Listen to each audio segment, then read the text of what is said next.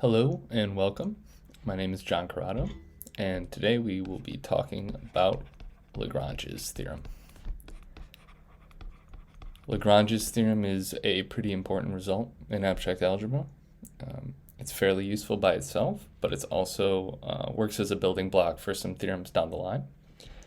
Let's get right into the statement.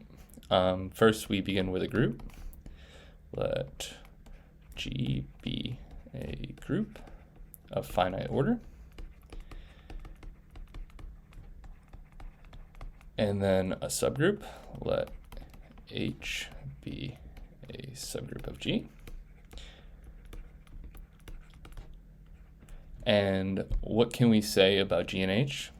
Just knowing that one's a subgroup of another. So Lagrange's theorem states that the order of G is a multiple of the order of H. So just given a subgroup of a group, we can narrow down the possibilities for the order of the group itself. All right, pretty simple statement. Let's get right into proving it. All right, so in order to begin proving Lagrange's theorem, we need to start with a definition. So we're going to talk about cosets. So let's begin with, we have our group and our subgroup. Let G be a group. Let H be a subgroup of G. G. All right. So we take an element out of G. We'll call it A. Our coset looks like this. We have our subgroup here and our element from G. And we have that this coset is equal to H times A. This is the multiplicative notation. This is whatever the operation is within the subgroup and group, where H is an element of H. So it's our coset here is a set of all the possible products of a single element A out of G with all the elements of H. So A is remaining fixed, and H ranges over H. This is what we call a right coset because we are right multiplying by our element here. You could just as easily have a left coset that would look like this, similar notation and everything. And for our purposes, either one is fine as long as you remain consistent throughout the proof. So I like the way right cosets look, so we'll just use those. Now that we have our definition of cosets, we can begin with our first lemma. All right, so the first step in our proof is actually to prove a property of cosets. So we have if A is an element of the coset HB, then HA equals HB. So first things first, we are given that A is an element of HB. So we know that by the definition of cosets, A equals H1 times B for some H1 in H. Now, we need to prove that HA equals HB. How do we do that? Well, let's begin with an element from HA and see if we can get it in the form of an element from HB. So we have X is an element of HA. So what does that mean? By the definition of cosets, we know that X equals H2 times A for some H2 is an element of H. Now we were given this because A is an element of HB. So let's plug that in to our definition of X here. So we have now that X equals H2 times H1 times B. Now let's notice here that H2 times H1 is an element of H. So if we look again at our definition of cosets, we know that that means that X is an element of HB. So we took an element from HA, and given this information, we plugged it in, and we got to an element of HB. So that proves that if you have an element of HA, it is an element of HB, and the process is exactly the same going the other way, because remember, for equality, we have to chase our element from HA to HB, and then we have to chase an element from HB to HA. But seeing as it's the same process, we'll leave that as an exercise to the reader. All right, so now that we have our definition of cosets here, and we have our property of cosets that we need, we can prove our first lemma. The lemma states that the family of all cosets, HA, as A ranges over all the elements of G, form a partition of G.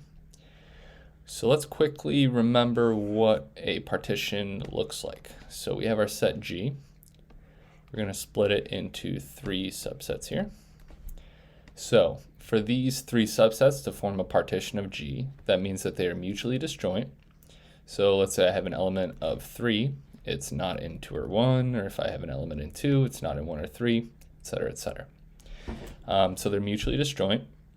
And then also, if we union all of these, we get the full set back.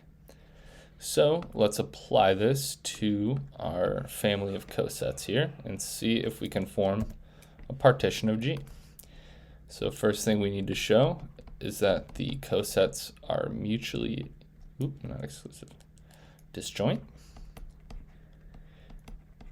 So how do we do that? Well, let's take 2 different cosets here, HA and HB. So if they're disjoint, then we have nothing to prove. So let's say that they are not.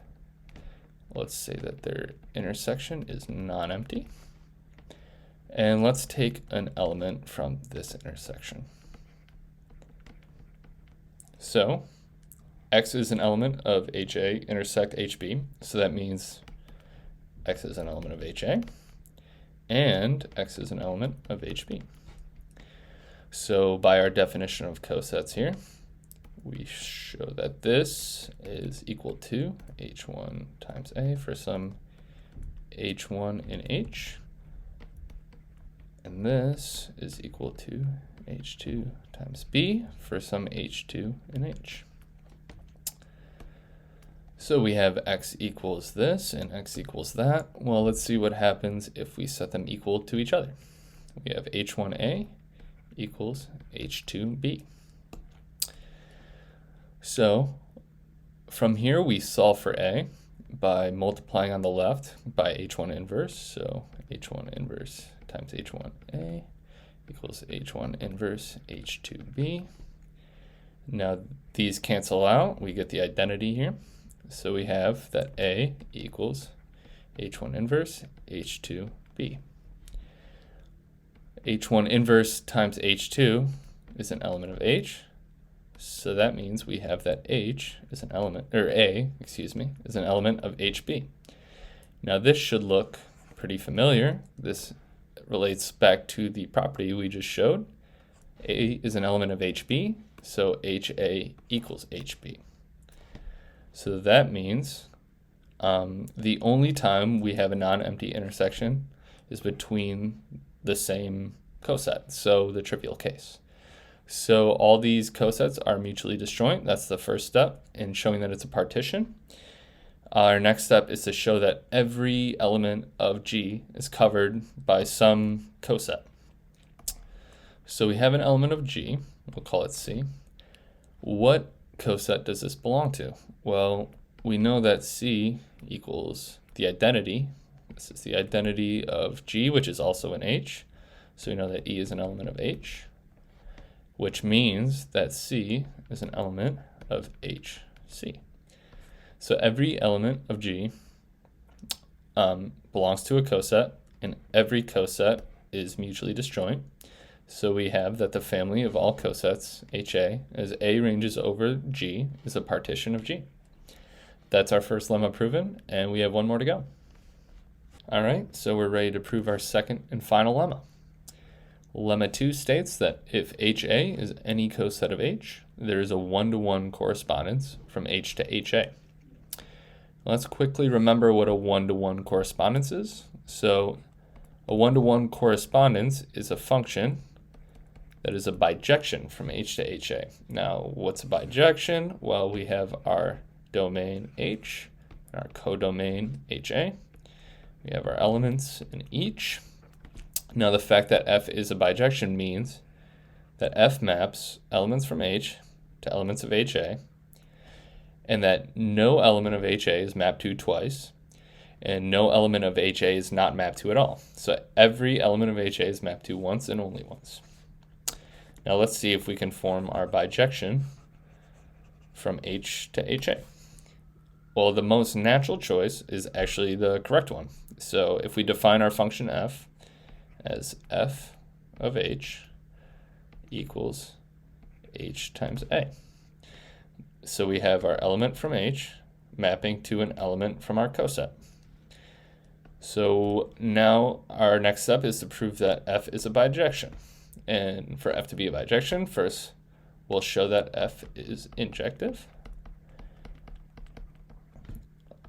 And to do that, what do we do?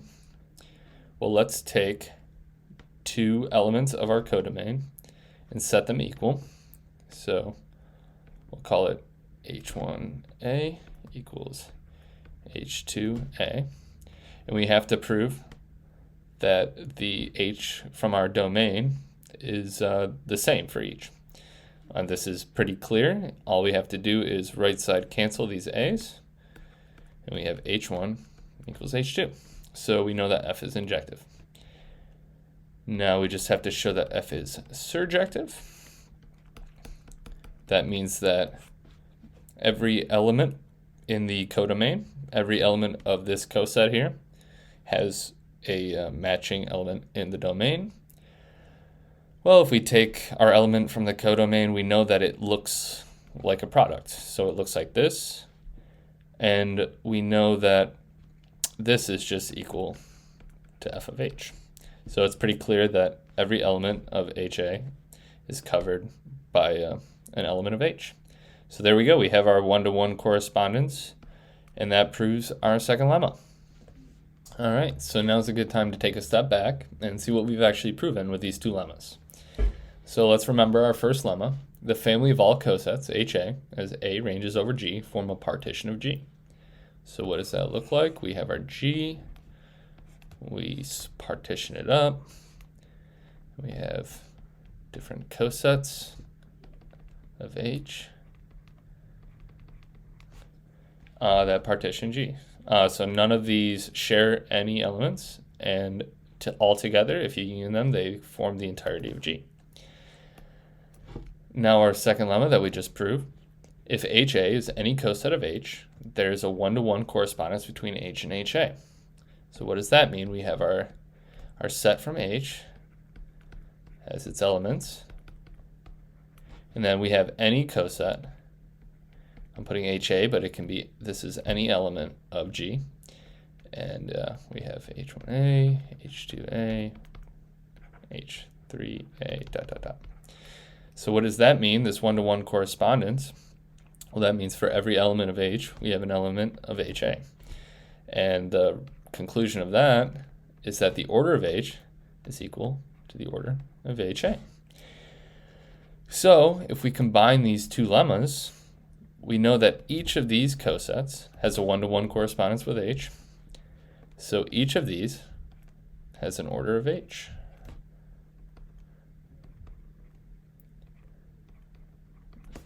Now, if you look at that carefully, you can tell that we actually just proved Lagrange's theorem. Lagrange's theorem, let's remember, stated that the order of G is a multiple of the order of H. And each of these partitions has an order of H. So let's say there are n cosets that partition G. That means that it's n times the order of H is the order of G. So if we look back at Lagrange's theorem, we can actually improve on it a little bit. Not only is G, the order of G, a multiple of the order of H, if you divide the order of G by the order of H, you get the number of cosets. The number of cosets. Yeah, well, right. cosets of H in G. So there you go. Two simple lemmas, and we've proven a major result in abstract algebra, Lagrange's theorem. Thank you for watching, and I hope you enjoyed.